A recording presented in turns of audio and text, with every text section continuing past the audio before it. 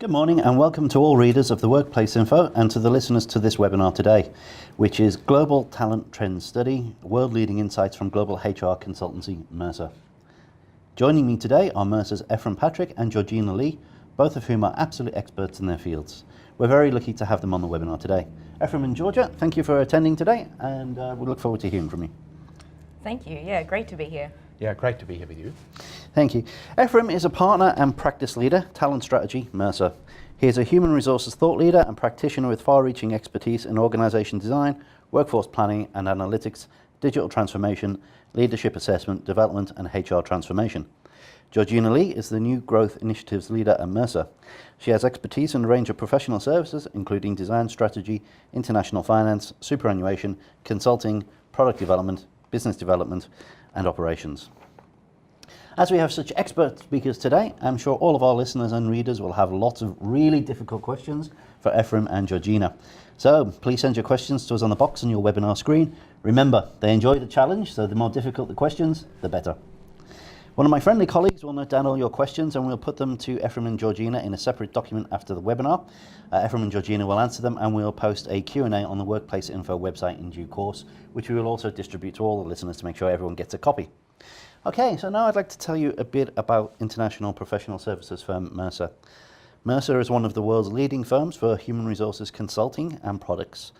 Organizations look to Mercer for global insights, thought leadership, and product innovation to help them transform and grow their businesses. I'd like to thank Mercer for its support in bringing this webinar to you today. And you can visit the Mercer Australia website at mercer.com.au. Now, Ephraim and Georgina, I understand your firm has carried out a large study into global talent trends. Can you tell us a bit more about that study?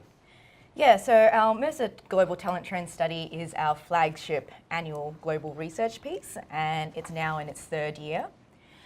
The research does a deep dive into how business leaders and employees are thinking about their workplace and what it means to be successful in the future of work. So we're looking at how work should be organised to succeed as a business in this fast-changing world. How do organisations ensure that their people thrive throughout this change? And also, how do they accelerate their organisation's transformation as well? So this year's study, we gathered input from about 800 business executives, 1,800 HR professionals, and over 5,000 employees across 21 industries and 44 countries around the world. So it's quite a truly global research. And from these 7,600 plus voices, we've heard a really clear message this year, and that is 2018 is a year of action. And what do I mean by this? Well, organisations are really accelerating their transformation efforts as they prepare for the future of work, and also the importance of putting people at the heart of all this change, which actually makes HR pivotal to all of these efforts. And can our guests download a copy of that report? Yes, absolutely. So it's available on our website, and you can also download specific cuts of the research based on your industry and also country. Oh, Georgina, that's great. I'll make sure I get the link and we'll send it out directly to all our readers and listeners. So, Ephraim and Georgina, I understand there are 5 main sections to the Global Trends Report. Would you like to tell me a bit more about that? Yeah, absolutely. So the first trend is change at speed. I don't need to tell the audience how quickly the world is changing now, especially brought on by the fast-paced technological change, but also changes in consumer expectations. So organisations are really needing to constantly evolve to keep up with this changing business environment and their ability to be agile and change with that speed. So that's now becoming an emerging differentiating organisational competency. The second trend is working with purpose. So people fundamentally want meaningful work. And when people can find meaning in their work, they are far more engaged and it unlocks so much more of your potential in your people. So embedding a higher sense of purpose into your employee value proposition can bring your people along on a journey and have them act as change agents, which allows an organisation to be more agile to change as well. The third trend is permanent flexibility. So flexible working is now becoming a way of work rather than an exception. And when a company can offer flexible work arrangements, you'll find that you'll have a more diverse employee participation in your workforce and also happier and more engaged employees.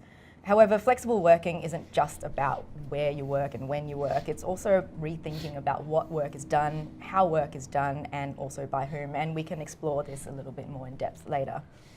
Yeah, and the other two trends are platform for talent. And what do we mean with platform for talent? It's organizations are becoming much smarter in the way they leverage platforms to match talent and skills needed for this specific work internally.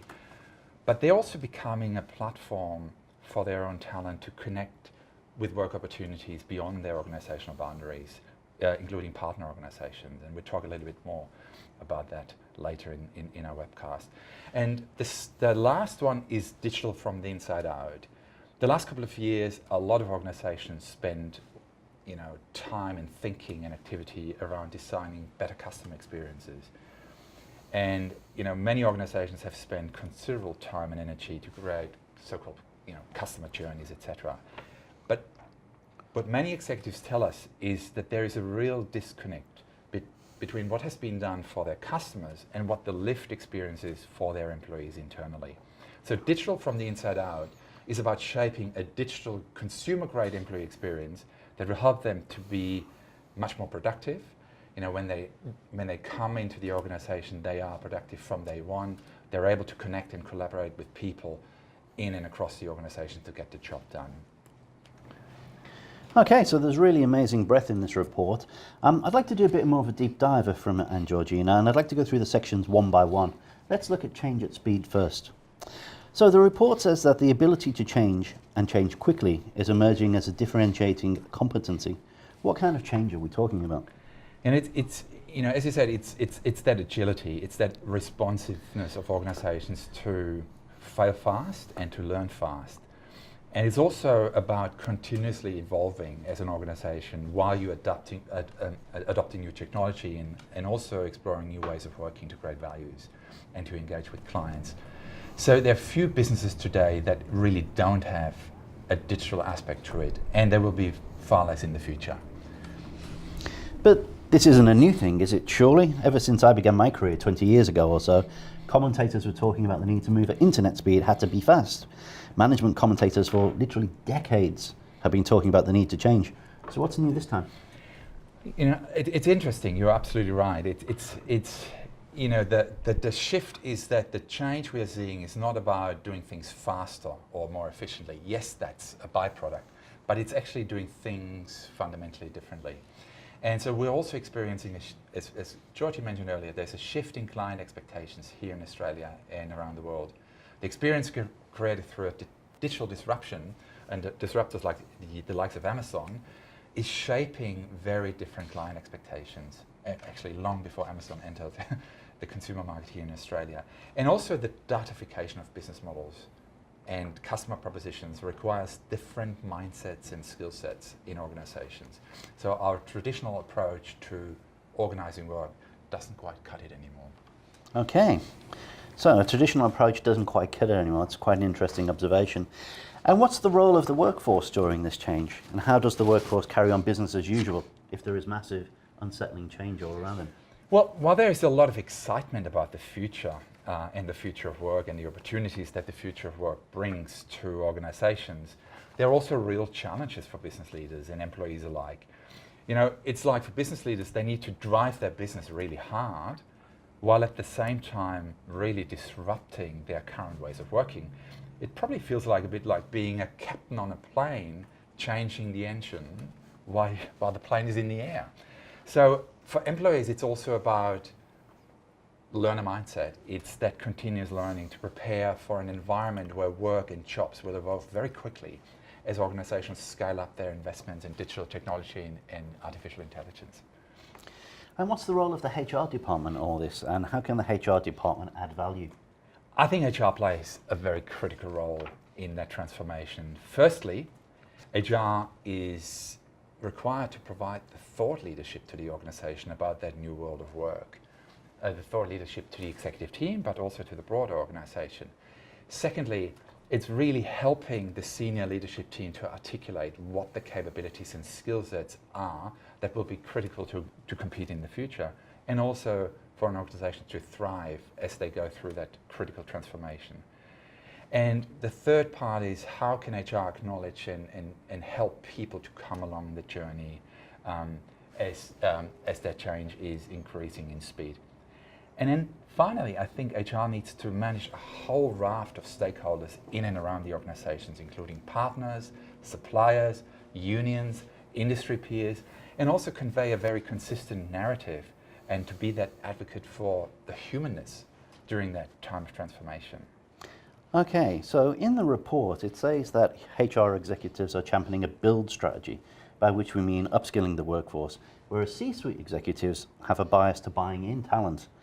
Why is there a disparity, and how do we square that circle? It's an interesting observation, and in a way it's not unusual that there is a difference in perception, and it might be related to that sense of urgency that executives see around the speed of change. And some of the executives might think that they don't have enough time to build internal capabilities. But the reality for most organizations, it's not an either or, it's a both. They need to build and transform existing talent and skills internally while they at the same time supercharge, and bring in capabilities from outside to have that internal build agenda driving. Okay, so there's quite a lot of material in the report, so I'd like to move on. Let's look at the second part of the report, which is working with purpose. So the report talks about embedding a higher sense of purpose into the employee value proposition, and the purpose for that is to unlock individual potential. So what does that mean, and how do organizations benefit? Yeah, so this really touches the heart of what makes us all human, and that is we want meaning in our lives. And when people can feel that their work has meaning and they are making a contribution to a shared greater vision, people naturally will want to put their best effort into everything that they do at work. And so this is particularly relevant in light of so much change and in an uncertain world, because with a clear sense of purpose, employees will be more excited to participate in your organization's change journey rather than be resistant to change. And so, Georgina, what actions do organizations need to carry out to realize these benefits? Yeah, so in order for employees to have a strong sense of purpose, organizations really need to have values that also align to their people's personal values. So not only do organizations need to think about their broader employee value proposition, they really need to think about the individual value proposition as well. Employees want career growth, they want learning and development opportunities, and if you're not going to give them that, then they might look for it elsewhere. And so organizations really have to act as like talent advocates for their people, facilitating movement and career growth within the organization, and also understanding the individual's career goals. Having a commitment to health and well-being is also important. So in terms of managers, you should be holding career conversations with purpose, help identify the intrinsic motivations of that individual, and also their learning and career opportunities for them as well. Okay, great. So in the Global Talent Trends report, Mercer talks about the Thrive contract. What is a Thrive contract, and how does that benefit employers? Yeah, so to talk about a Thrive contract, I'll just contextualize it in the history of employment. So we really started off with what we call the loyalty contract, where employees got pay, benefits, and security for exchange for work. Employees here are really seen as company assets, and the key value proposition was pay and benefits for your time and output. Then we started to see what we call the engagement contract, and this is where a lot of organizations sit right now, and that is a broader set of rewards, so like pay, benefits, career growth and experiences, in exchange for an employee's engagement in the organization. So the focus here is more on the psychological needs, so things like achievement, camaraderie, and inclusion. But what we advocate for now is what we call the Thrive contract. And this is where a set of highly individualized rewards are in exchange for a wide range of contributions that an employee may give to you as an employer. So in addition to pay and career growth, the additional focus here is on individualized growth, the creation of purpose, meaning and impact. And employees are seen here as value creators, not assets that belong to a company. And so this is what we mean by the Thrive contract, and we believe that if you can help your employees thrive, your business will also thrive. Okay, great. So Mercer's study also revealed that what employees crave, few companies actually offer. Can you give us some insight into what employees actually want? And why are so few companies offering those things? Yeah, so I'll start off with some of our findings. So along the left-hand side of the triangle, we see what employees are craving and asking for, and along the right is what companies are actually offering. So we found in our study that 75% of survey respondents would be 3 times more likely to work for a company with a strong sense of purpose.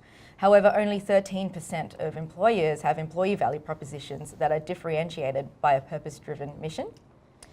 75% would be 10 times more likely to feel career empowered if their employer cared about their career and well-being. However, only 28% offer career management and only 14% had health and well-being as part of their talent management priorities this year, and so on and so forth, as you can see on the screen.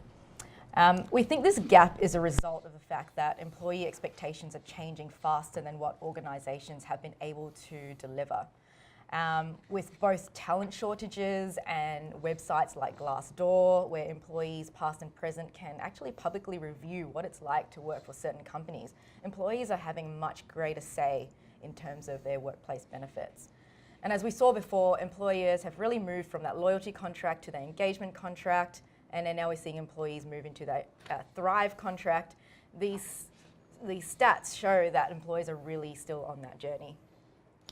Okay, and what's the benefit to companies if they offer these things, and how do they go about doing that?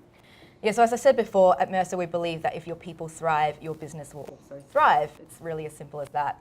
And when people are thriving, they're more likely to bring their best selves to work every day and feel energized and committed to your organization's mission. They'll be more open to change and uncertainty, and as you know, that also breeds a mind for innovation and an experimental mindset to try new things. And so when we live in a world that's changing so quickly and disruption is taking place in so many industries, cultivating that type of attitude and mindset is actually critical for your business's ongoing success. So in order to do this, organizations really need to design jobs that people want and also careers that they crave. So in this, you'll need to invest in your employees' professional growth and personal well-being, show how their work is tied to your organization's mission and how that's positively impacting society. And especially in a time when we need to embrace a future that fuses so much technology into the way we work, it's really important to help individuals find purpose and relevance in their work. Okay, that's a great observation. Purpose and relevance in their work. That's what employees need to find. Okay, so if we can move on now in the report, because there's so much material, let's have a look at permanent flexibility. So the report says that employees are becoming, and I'm quoting here, increasingly vocal about wanting work that puts them in control of their personal and professional lives. Why do employees demand this flexible work, and why is this demand increasing? Yeah, so there's several reasons for that. Well, firstly, flexible working allows you to balance your career aspirations with your passions and responsibilities outside of work. So whether that is family, pursuing hobbies, starting your own business, or further study, flexible working means that you no longer have to compromise and choose between the two of those things. You can actually have both.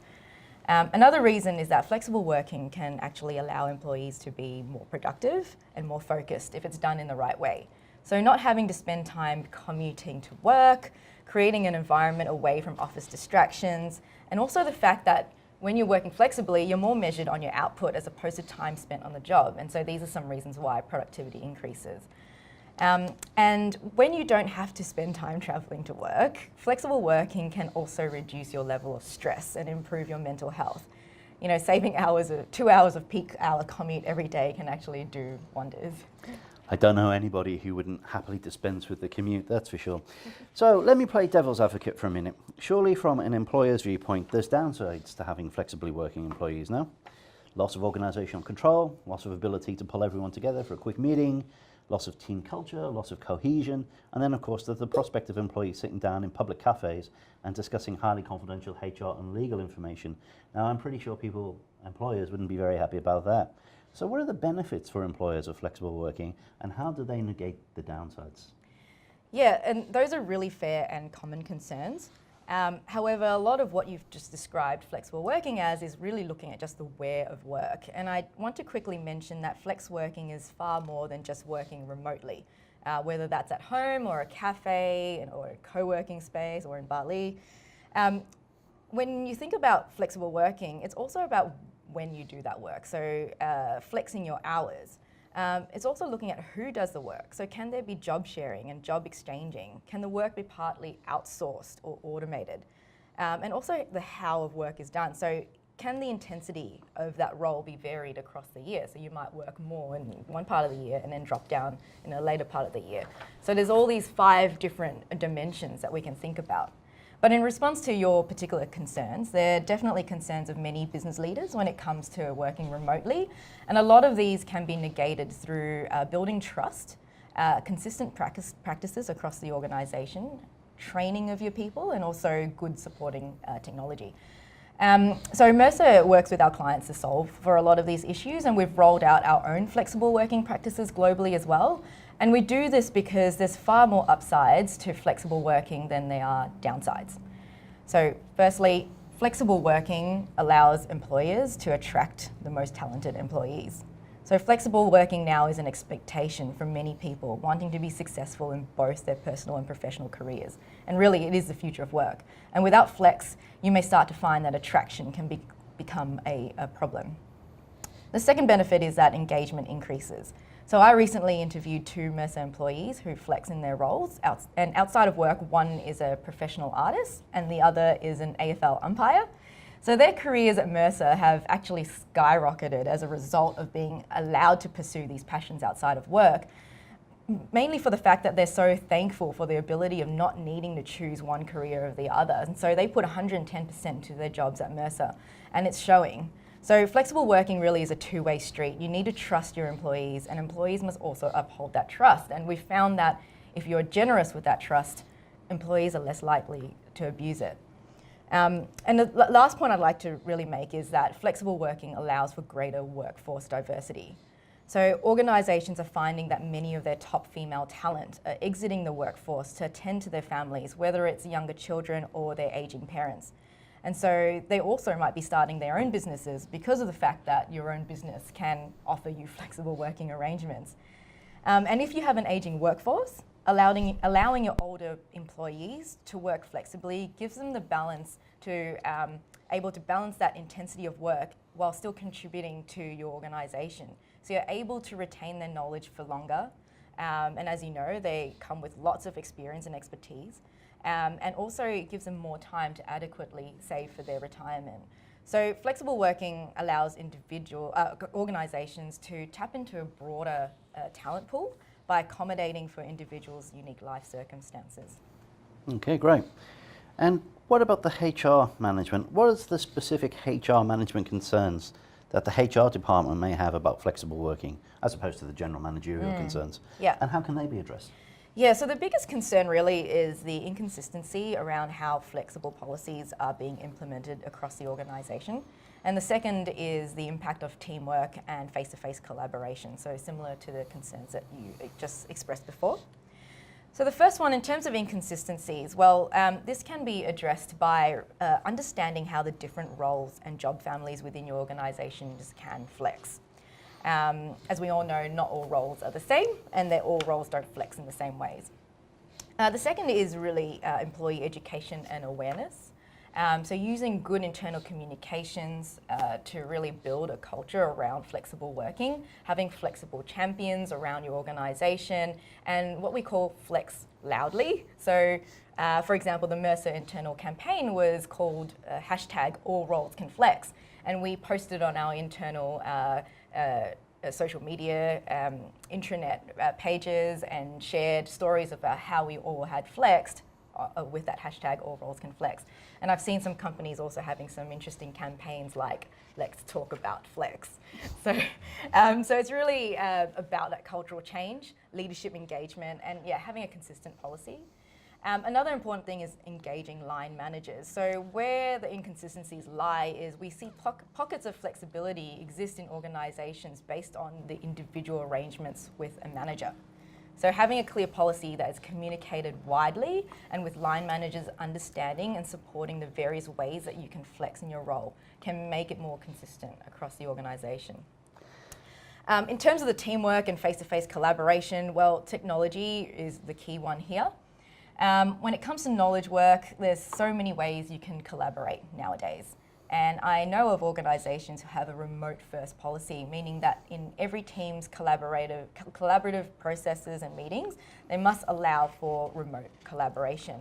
So what do I mean by that? Using Zoom, Google Hangouts, Skype for your meetings with the video enabled, using collaboration tools like Slack, Trello, Asana, Jira, Confluence. The list is, of software available for remote working and remote collaboration is endless. And it's not even just about working remotely. Like if you're an organisation that has offices around in different locations, you're still going to need to find a way for them to collaborate across those geographies. And so tools like this help you do that. Okay, so there's the slogan for the day. Let's talk about flex. Moving on, so what do respectively C-suite leaders, the HR department and frontline managers need to do to actually ensure that flexible working is a success in their organisation? Yeah, so really three things. Firstly, understand the ways the different roles in your organisation can flex. Secondly, have a policy that you can apply consistently across your organisation. And third is really addressing the real barriers to flexible working. So building a culture of trust, support remote working with the right technology, educate your managers, and encourage people to flex loudly. And so recognising that there's a lot of different things at play here to make flexible working work for your organisation. Okay, great. So that's a lot of information about flexibility and flexible working. Let's move on now to the next part of the report, which is the platform for talent section. So the basic premise of this section is that organisations can be thought of almost as a platform for matching the supply of skills with the demand for work. So the Mercer report argues the platform economy has overhauled the way we live, and that's no surprise that platforms are thought of as the next leap in talent management. Ephraim, can you tell me more about this viewpoint, please? Yeah, sure. I mean, as you mentioned, this trend isn't really completely new, but it's much more pronounced than in previous years.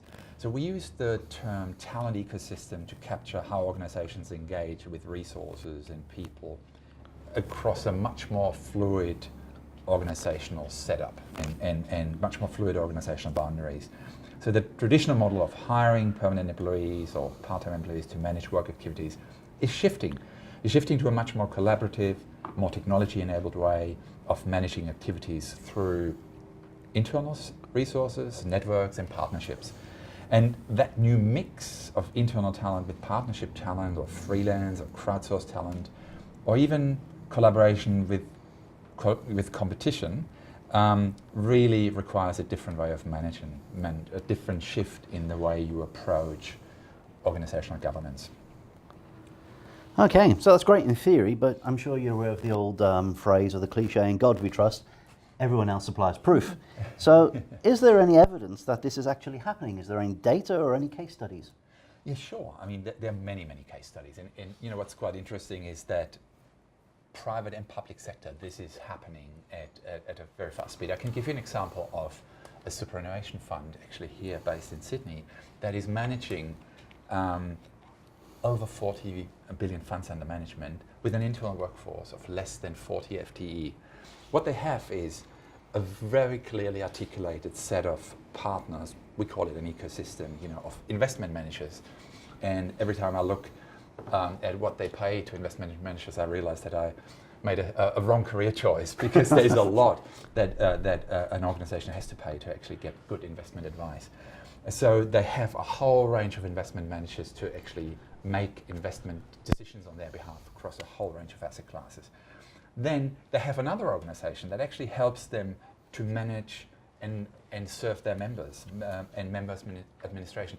Interestingly, that organization, that partner, is also in the same industry. It's almost like it's co-opetition. Then they have another organization that actually provides financial planning advice. So often, if a member calls one of the partners, that partner might actually refer them to one of their other partners to have access to financial planning and financial advice. Then they obviously have custodians and insurance experts and marketing and digital experts that work with them, partly on a freelance basis, but also a lot of agencies. So when they embraced on that future of work and setting the organization up for the future, it was really, really important for them to understand the partner landscape and how they effectively manage them as part of their organizational footprint. Okay, and what are the benefits and disadvantages to an employer of adopting such an approach? I mean, the advantages in partnering is really understanding what are your core capabilities, what are you good at, and where are others really good at, and how do you manage the access to that capability in the best possible way. The advantage is really you have much greater speed and flexibility in accessing talent and capability through partnerships. And so that helps you to focus on your core and stay nimble. However, there are also a range of challenges for organizations in doing that effectively. One is around how do you build a cohesive culture where organizations and partners on the periphery are constantly shifting and changing. And also, how do you build trust across organizational boundaries while at the same time protecting your intellectual property and what's really core to your organization. But also, obviously, it's that notion of corporate social responsibility. You want to be a good corporate citizen as an organization. You want to provide permanent employment and make sure that this is not eroding in doing so. And what needs to change from the traditional hierarchical model to a platform model? How do we do this? And what is the role of HR? So I think the first one is acknowledging that this is actually already happening. And so in that first step is actually make it explicit. Make it explicit and understand what is our talent ecosystem, what is our network of partners. And then really understand what value does each of these partners provide to the organization, to your clients, to your processes and specific outcomes. And then really understand what is the broader value proposition? Why should a partner actually work with you? And why do you want to work with that partner? And how do you manage that relationship proactively rather than more ad hoc? And then obviously you need to have some very clear governance process and principles around. I mean, imagine that Superfund example that I gave you. I mean, there are significant decisions made in partner organizations that impact the member experience, that actually impact investment performance. You want to make sure that there are really solid governance processes around that and have some very strong stakeholder management processes around that. And you need a very different type of leadership. You need people who are able to influence beyond organizational boundaries, that are, really good collaborators, that have also very strong commercial understanding of managing those relationships. And at the end of the day, you need to have a culture that is, fun to collaborate with. Partners want to work with you. Yeah, absolutely. So the report talks of the talent value proposition. What does that mean, Ephraim, and what are the implications of it? I mean, it links to what I mentioned earlier. It's like we talked a lot in the past about an employee value proposition, and a lot of organizations are rethinking that. First of all, the employee value proposition is much more individualized, but then there's also a much broader way of articulating value propositions that links to what's the proposition for casual workforce, what's the proposition for freelancers, for partnership organizations to work with you, how easy is it for them to work with you, and what's the lift experience? Like, can they, once you form a partnership, can they start doing business with you, or does it take half a year to get access to your building? Half a year just to get in the front door. I think we've all been there. Okay, and Ephraim, what about people analytics? That's a big topic in HR at the moment. What about people analytics in a platform or an Italian value proposition model? What do we measure? What do we need to measure? How does that differ from what is currently measured? There's a lot of questions here. How should the data be collected? Who should do it? What are your views? I mean, we could probably spend a whole webcast just on that topic. Sure. But the key headline, the key topic that came out of our research this year is that business leaders want to have a much greater understanding of how those different talent segments influence organizational performance. Is it better to build, to buy, to borrow? And what's the best configuration of the workforce moving forward? So that is a key concern for business leaders. It's great to see that actually it has moved up significantly for HR leaders as well. So that's a great piece of alignment. So there's much more about the analytics, priorities and propositions in the report, and I encourage participants to look more into that. Fantastic. Okay, so unfortunately we're rapidly running out of time, so I'd like to move now to the final section of the report, barring the conclusion, of course. And the final section of the report is digital from the inside out. Georgina, what does digital from the inside out mean in a corporate and employer context?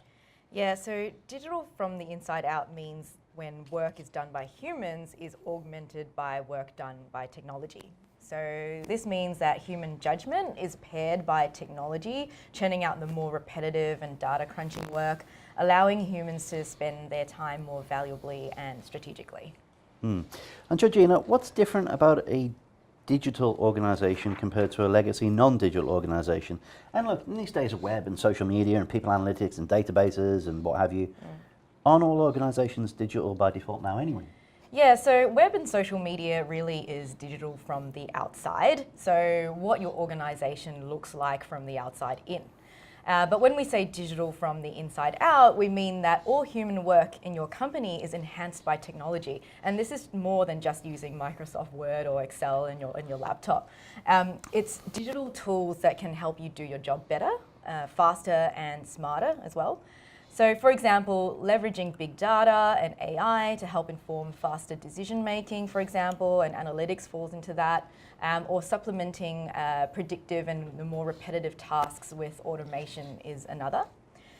Digital organizations are also heavily digital in that HR space. So digital organizations can create employee experiences that offer just-in-time, intuitive digital access to information, career pathing options, and also personalized benefits.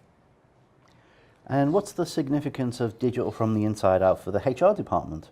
And how will it affect the working lives of HR executives over the next 12 to 24 months? You know, we talked, I mean, George, you talked earlier about the customer experience and how that fundamentally has shifted.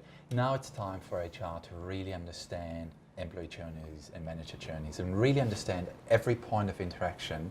What are the moments that matter? How do employees think, feel, do? What do they fear and want in each of those interactions? And make that explicit and understand what is the real lived experience and what can HR do to shift and change that experience. Okay, great. And what's the role of the C-suite and also further down the organization, line managers, in developing a digital from the inside organization? What are the key takeaways? I mean, obviously, all of that is, as George alluded to, that requires technology investment, but it also requires investments in people, different mindsets, in the way people interact with internal stakeholders. So it's basically helping HR in articulating that business case and investment case to get that over the line. Okay, great. That pretty much brings us to the conclusion of the report. So Ephraim and Georgina, what were the single most important conclusions from the whole report, and what would you most like to point out in a single short message to our leaders and to our readers and listeners? You know, I think this report is part of a broader move that we currently see for HR leaders to become thought leaders in organizations. And really our intention with this report is actually to help HR to build awareness in organizations. So this report is available.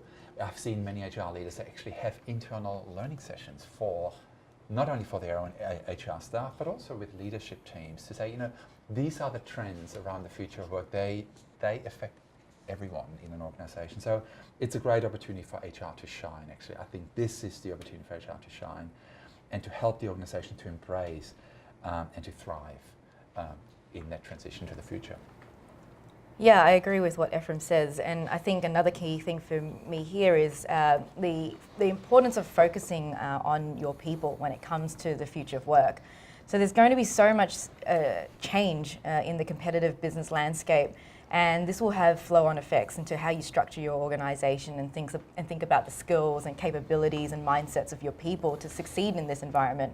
So as we move into this truly digital age, we argue that it's more important than ever to ensure that it also becomes the human age. That's great. Thank you, Ephraim and Georgina. Okay, we're now pretty much out of time. I'd like once again to say thank you to Ephraim and Georgina. It's been a real pleasure to host them here today at Workplace Info, and we're very lucky to benefit from your insights and expertise. Ephraim and Georgina, thanks Jim, for having us. Yeah, thank you, Jim. It was really great. It's our pleasure. Okay, I'd also like to thank Mercer for its support, and without whose assistance this webinar simply would not have been possible. Mercer is one of the world's leading firms for human resources consulting and products. Organizations look to Mercer for global insights, thought leadership, and product innovation to help transform and grow their businesses. As you've just heard, there's been many global insights delivered here today, so thank you very much, Mercer. And finally, I would like to thank you, our readers and listeners, for your ongoing interest and support. Thank you. You have just listened to our webinar, Global Talent Trends Study, World Leading Insights from Global HR Consultancy, Mercer. This is Jim Wilson, Managing Editor of Workplace Info. And until we chat again in our next webinar, which is due later this month, I'll say thank you for your time and goodbye.